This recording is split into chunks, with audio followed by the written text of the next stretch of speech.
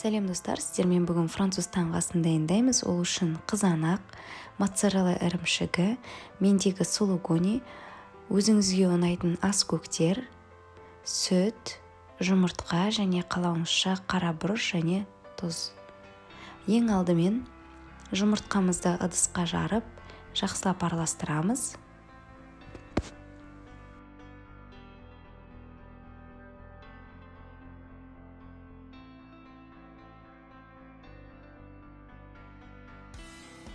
Содан соң 20-30 мл сүт құйып тағы да араластырамыз.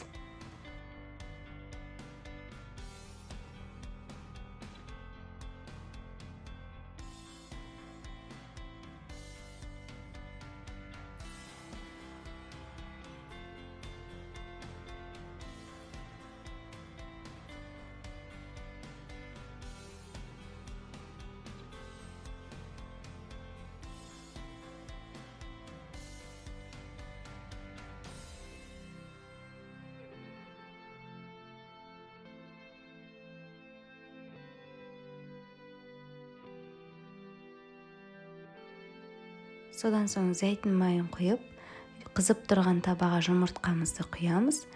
Дайын болғанша бетін жауып орташа отта қалдырамыз.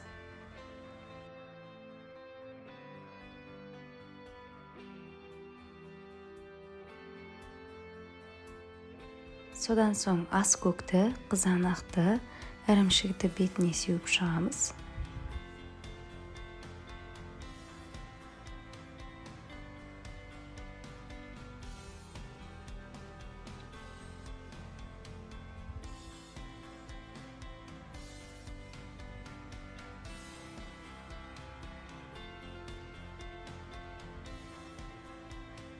Содан кейін осылай екіге бүктеп, бетін жауып, тағы да пісіреміз.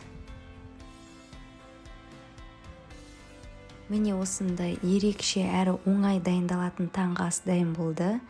Менің каналыма тіркеліп, лайк басып, комментарий қалдыруды ұмытпаңыз.